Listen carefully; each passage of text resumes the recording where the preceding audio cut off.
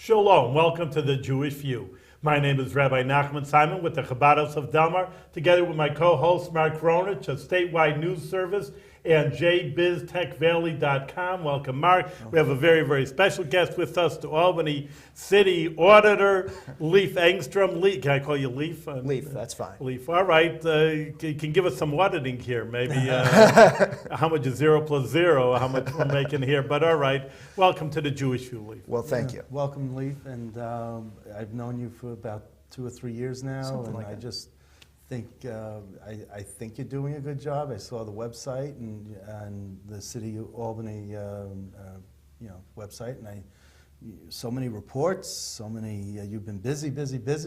What's your staff like? I have 3 full-time staff. That's it, and doing all of this. We Holy work cow. hard.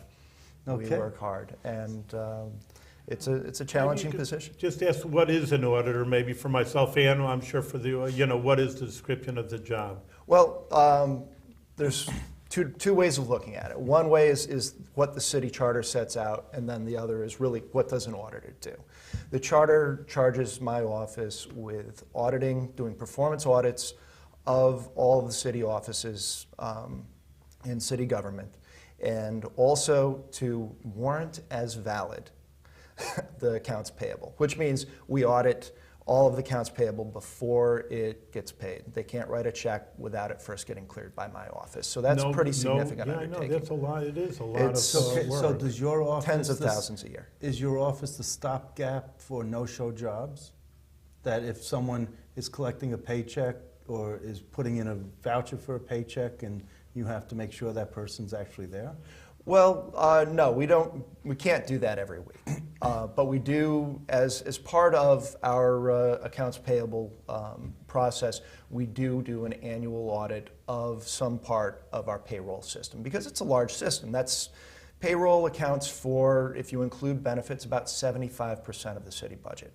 So it's a major. How many employees Yeah, are you how many talking employees? We have about? about 1,300 employees in the That's city. police, fire, and Police, fire, DGS, recreation. No, actually, the school system is completely separate And the from library the is city. separate, right? And the library is separate as well. So the 1,300 is just city services, excluding education and library. So we have a fairly large workforce. We can't get to everything every week. So we do a cursory review of payroll every week, and then every year we do a more in-depth look at a part of payroll to look for, and that's what we did last year. Is we absolutely looked for no-show jobs and things like that. Congratulations on your reelection, first of all. Thank you. And I also wanted to ask you about, maybe you could tell the audience about your background and where you grew up, and Okay. what where you're living now, what section of the city, and things. Well, I live in Pine Hills, right near Ridgefield Park, and which is great. We have children. My house is kids central. The constant parade of children is great.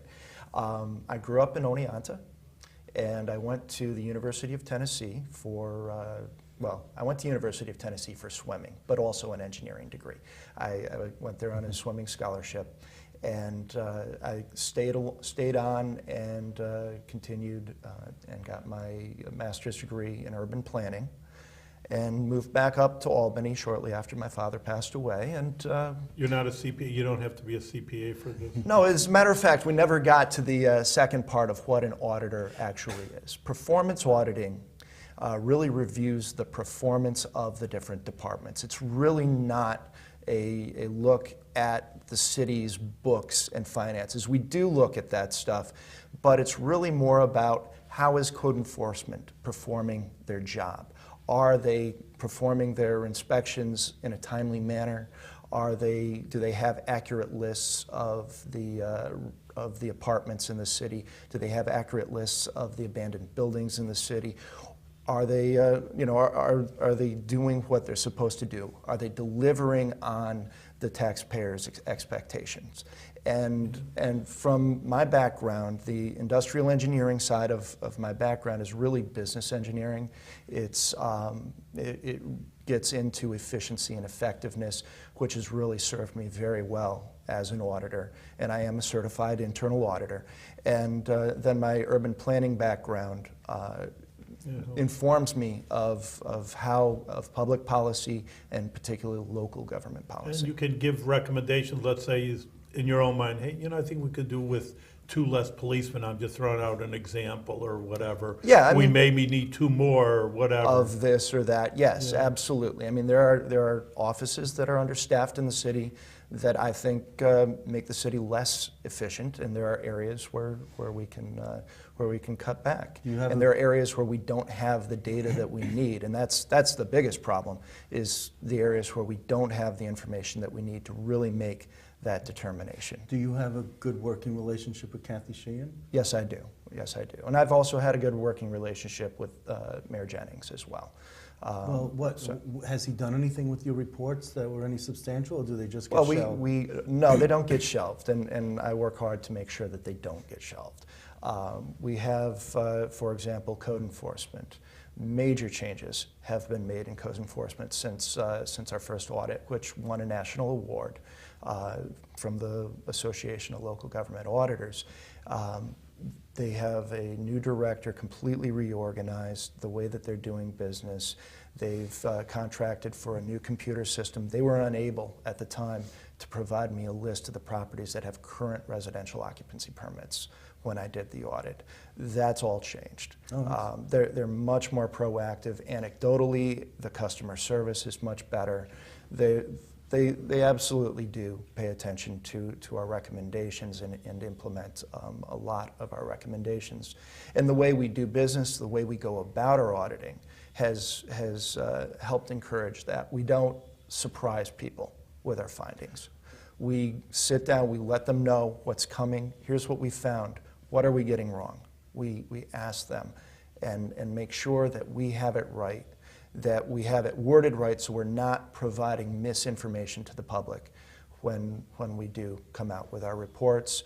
And we've had nearly complete agreement on our findings to date. Now, I have to tell you, you're ubiquitous around the city, but if you ask people who the city auditor is, they go, auditor? We don't have one. What do you mean? Yeah. So what's your impression when you go around the city and you go to these different functions that have nothing to do with auditing, but you're an elected official and you have a responsibility to show up. So I'm not criticizing, but I'm just saying that there's you're there, you're out there, you're not hiding. So what's your impression of your office from the public? Well, I agree that in many ways we don't have the high profile that other offices do, as we have a limited staff, and a lot of our work is kind of nose to the grindstone type of stuff, where we have to go through 20,000 invoices a year, and that's not including payroll. And it's not exciting stuff. It's not stuff that garners headlines, but what it does is it makes sure that the departments are know that we're paying attention to what's going on. It lets them know that, we're watching, make sure that you have your ducks in a row. When you go to Ridgefield Park, yes, and you go there with the kids, does anyone point and say, hey, that's the city auditor? Only my kids. Only your kids. So you can run citywide. Now, you ran unopposed this time. Yes. So that was a tough election, I'm sure. Well, yeah. No, it certainly made for a And they more also said something summer. that you couldn't endorse, you couldn't support? We've tried to follow government auditing standards. Okay, so and that was government auditing standards. I want to point out to the audience. Yeah, government auditing standards prevent you, the chief auditing executive, from endorsing anybody, or actually the way they word it, recommending anybody for a position that they're going to audit. Because if you think about it, even if it's not an election, even if it's I'm recommending somebody for commissioner of DGS, if I'm making that recommendation, then his or her success is tied to my reputation. And I can't have that if I'm going to go in and audit them. Right, so you're fine with that stipulation. I got that, but I'm just saying that it makes you less of power broker. No, not so much that, but less of a public figure in the sense that people don't know you as well as they would know the mayor or. And I haven't attended a campaign function for Kathy Sheehan or any of the treasurer candidates or Corey Ellis or No, but Mary I Jennings. think And- you were there election night. No, of Yeah, course, I'm a you were- Democrat. Right. And So- that was a That's the right. Democratic That was function. not a- right. It was not an endorsement of any No, individual candidate. Because the election was over, Yeah. and that was the victory rally, and you were there, and you Yeah, knew. Is then there any that's place fine. that you need to go to get an appeal, to get, to have someone give you the permission to do X, Y, and Z if you wanted to before you? No, not really. We just follow government auditing Okay. standards, and in doing that, So you're an we honest- I stay away from endorsing for the mayor's office or the treasurer's office because I audit But these both of those. different departments, would they come to you? Let's say, like I say again, with Sure. the police, for example. Hey, I know we could use a few too. Would you be a step to the, hey, could you recommend this Leif over here? You look at the figures, we need two more, or explain it to you. Oh, they do it two all the more time. officers. So you're really an intermediate man, not just like that in order, let's see what's happening. Hey, let's make something happen. No, know. that has happened, and if my office has done the research and it indicates that we should move in this direction, Yeah. absolutely, I'll voice my opinion. I'm not here to be Pollyanna and say that we can't do anything. That just read our audit reports. What was your most But- shocking audit that you did in the city in 2013? Oh, the water board. What about it? The water department was incredibly far behind in paying its bills. They had over $1 million in bills that were over 6 months So late. who are they supposed to pay it to? All of their vendors, all of the local businesses and national businesses that they do business with, that they buy things from. And the water department buys a lot Really, of that's stuff. I would think they only buy water or something. Well, no, I mean, Yeah. they have to maintain an ancient water and sewer system. And there's a lot of work involved in I that. thought It's they're getting very it from expensive. Delmar and Bethlehem, the Alcoa Reservoir.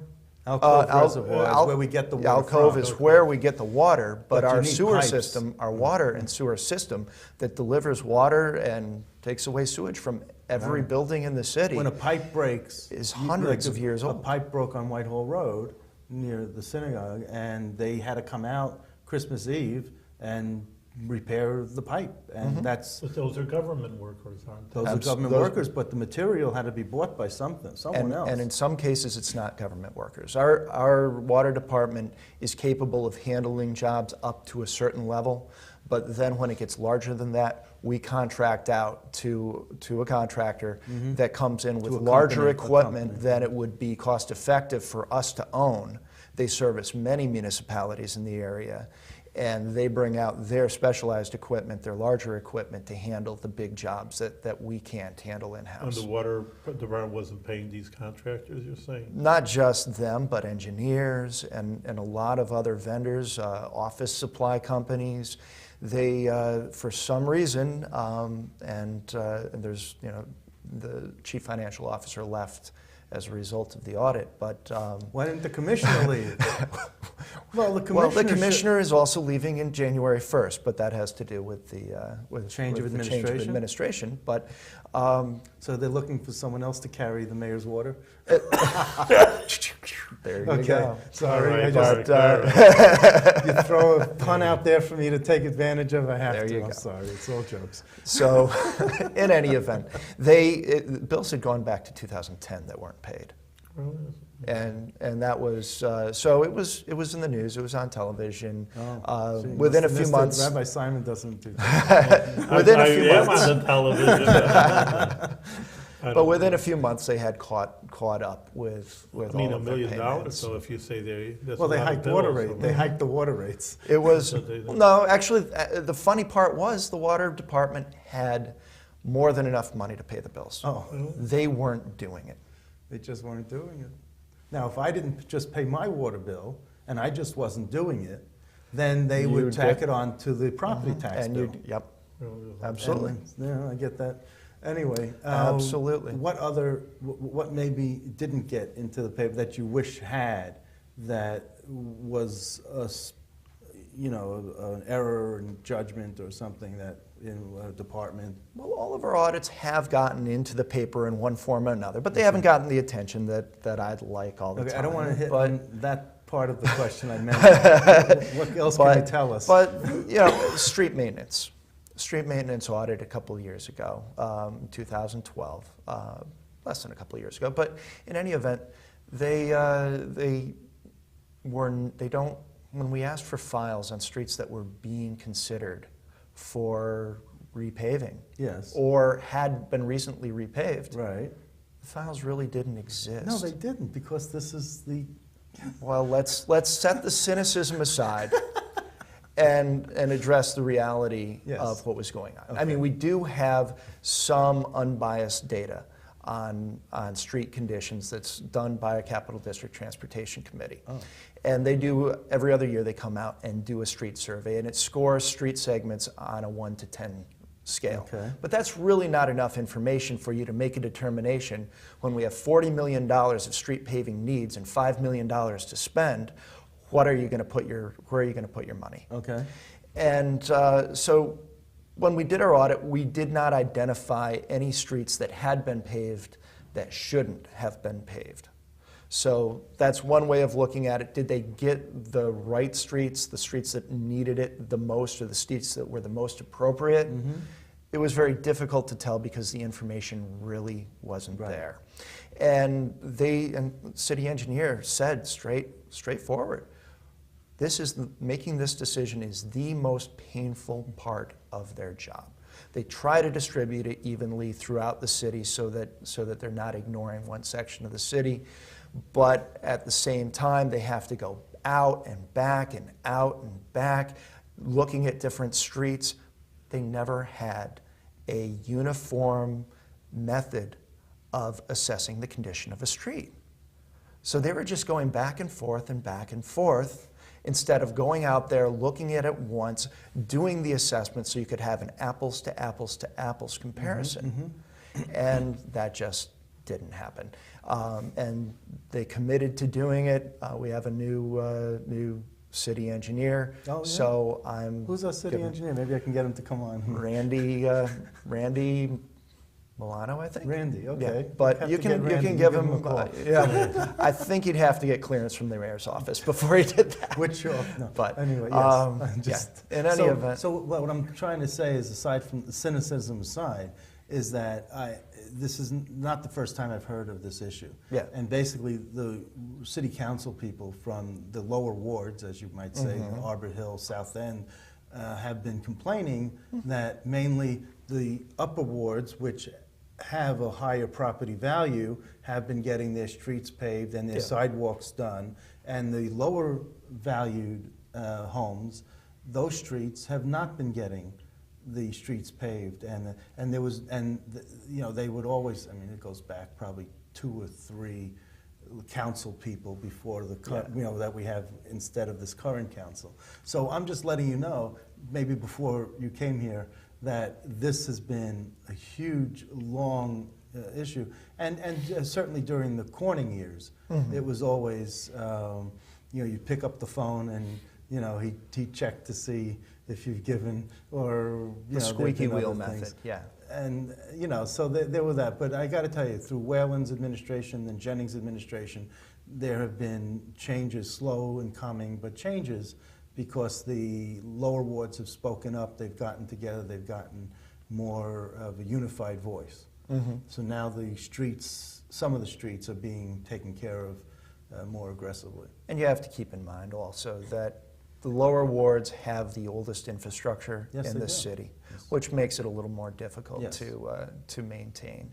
And so while resources may be applied more evenly, sometimes it's going to look like you have more issues and more need in that area of the city. There's still streets that, I mean, I like the cobblestone streets. I'm not saying there are a few of them left, and I like that because there's only a few. And they're it's historic. not a problem. They're historic. It's beautiful. It brings a touch of the 1600s, 1700s back when you're driving down those streets, but they shouldn't feel like they're from the 1600s, 1700s. With, I mean, some of them are really separating, and they really need to be smoothed out.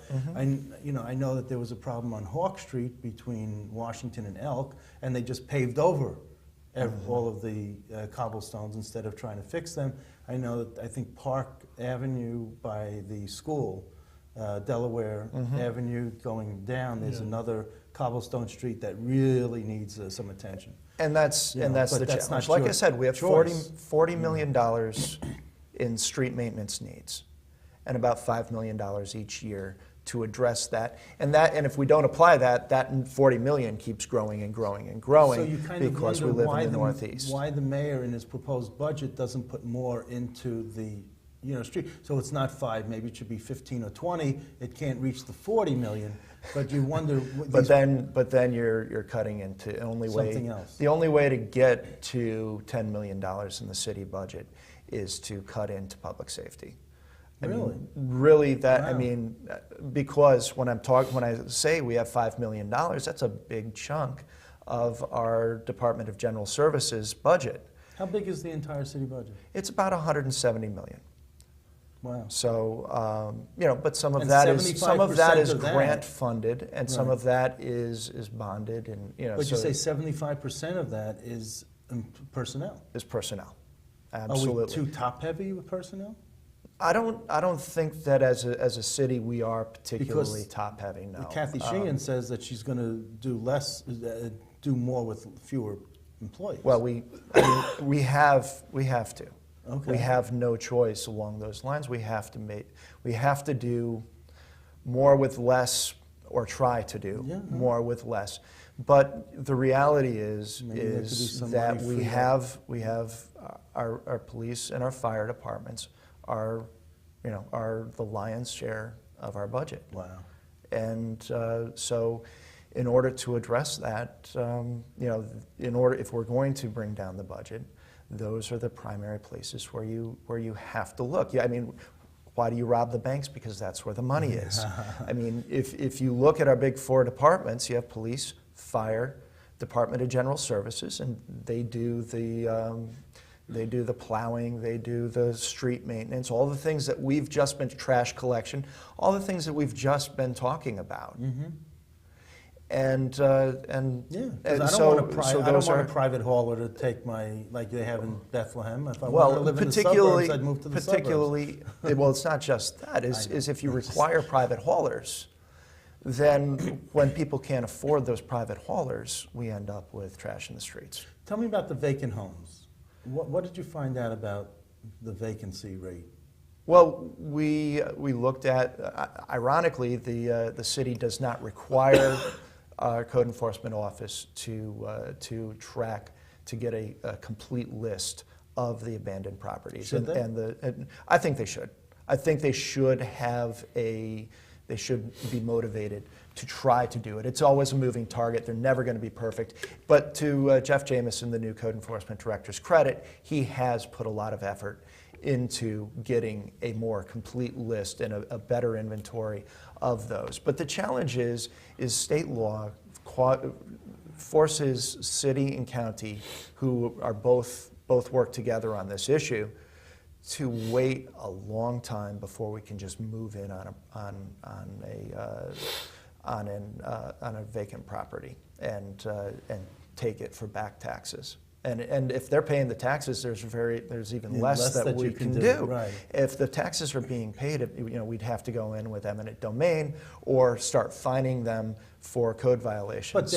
But there are a substantial number of homes that were used as drug dens and crack houses that are in the South End and Arbor Hill that could be taken and could be they're boarded up. They're not being paid. And I don't think the taxes are being paid on those. That's what the idea behind a land bank is that allows you to short circuit. And we have a couple of different proposals out there for land banks. We're getting involved with the Schenectady County land bank, hopefully, and we're also looking at it. You're in favor of it? I'm in favor of some form of a land bank. Okay. We have the county legislature proposing a county land bank that doesn't buy into the state land bank system that may be able to work. We'll see what comes out of it, but we do need to short circuit that process so that we can get a firmer grip on the issue.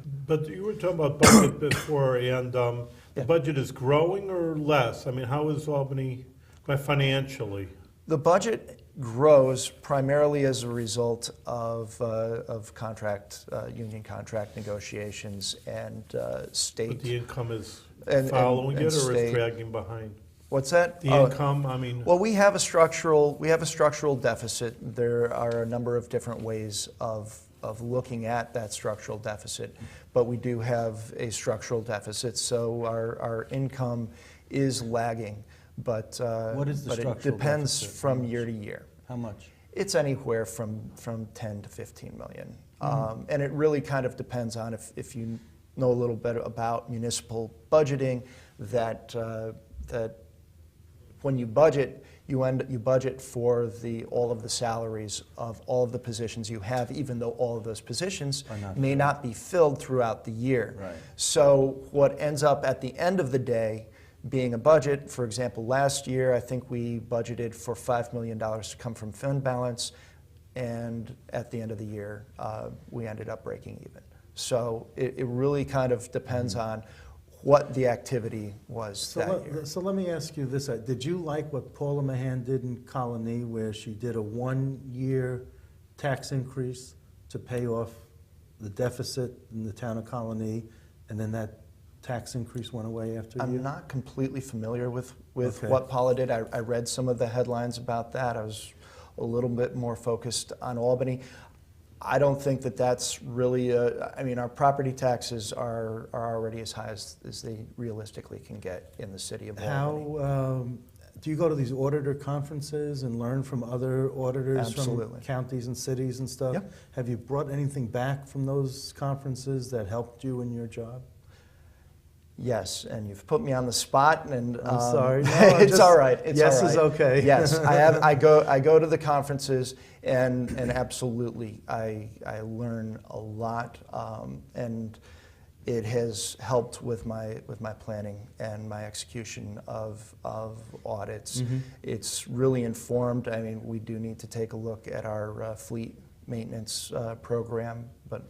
No, I asked the and, police chief about this, and he says, oh, yeah, he came back, learned from San Diego Police Department about Nixle, and he brought that back here. It's on the Albany City website now, and it's to be proactive as to where problems are around the city. Well, I'm constantly reaching out to fellow city auditors around the country, But none asking more them for exciting than advice. you. You're the most exciting Indeed, auditor, is yeah, that right? yeah, Okay. yeah. But Because I think of an auditor as being someone with a sort of a black hat with a pen and pencil, and it's a scratching. stereotype. But no, I mean auditors are not necessarily the financial auditors that you envision. We're really more about getting performance out of the organizations. Okay, well, we got to continue to get better performance with the new administration. And you said you Absolutely. grew up in Oneonta? I grew up in Oneonta, yes. And the mayor, Kathy Sheehan, grew up in Ohio or some other place? Ohio, yeah. And I don't know, Darius might have, he's the new treasurer, he might have grown up elsewhere. I forget where Darius So, grew up. I'm saying the triumvirate running the city are not native Albanians. I think that's the first time that's ever happened. We're all you got new blood. well from other areas, Yeah, blood no, from it's other always to have areas, good not just new. ideas. But No, yeah, it's It's good to have new ideas. It's also in many ways good to have people who chose Albany rather than. well, I'm from Brooklyn. I chose Albany. Maybe there's something that I should be we considering. chose it for a here. reason Yeah? because we see something special here, Okay. and I do too. and it's something I do that we too. can. It's something that we can improve. Right. That can turn Albany into a really world-class city. And on that positive note, Then we give you our blessing that we're out of time, but you're doing good work and can Thank you. keep it up and make Albany, like you say, a big, important city. It is already the capital, but it should be financially strong and a good place to live for everyone. Thank you very much. thank you. Thank Leif. you. Thank you very much.